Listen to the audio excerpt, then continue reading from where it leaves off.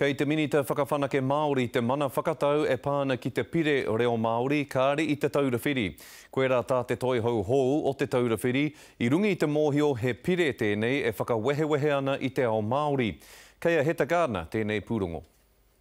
He mene ki te taha o ngai wiwi te mahi, engari ko te ahunga whakamua o te reo Māori ki tēnei whenua, te kaupapa kai te mata o te arero. E whakaia nau ki tā te, me whakaia au, ki tā te minita, ki tā ngā minita, whakatau ai. Kāore anō kia tau te puehu i tana tūranga mahi hou, engari kāore te pire reo Māori te mātāwai i mahue i ngā whakaaro o te toi hau hou o te taurawhiri.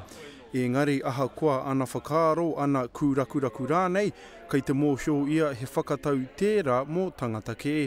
Hei te mea me mātou tonu tērā kaupapa e whakatau, i te mea kōti kē ia mātou kōro te whakatakoto. I te whiringa ārangi i tērā tau i noho te taurawhiri, ki mua i te aroaro o te komiti whiriwhiri mo te pire reo Māori. Nā wai i muri i ngā whakatakotoranga tini ki mua i taua komitira, ka whakatauria he komiti whiriwhiri hou ki waho o te whare pāremata. Ko hoki anō ki aia, me tana runanga, whaiti kawanatang, hei reira whakatau ai, ka hupehe, ka hinga pehe ara.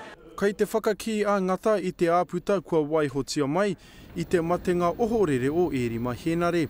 Aha kua waia ke a ngata ki ngā mahi o te poari i tana noho hei kai komihana i ngā tau. He mārama te kite he mahi nui kei mua i te aroaro. He aha kai tua mo te tau kai mua i te aroaro? He harau.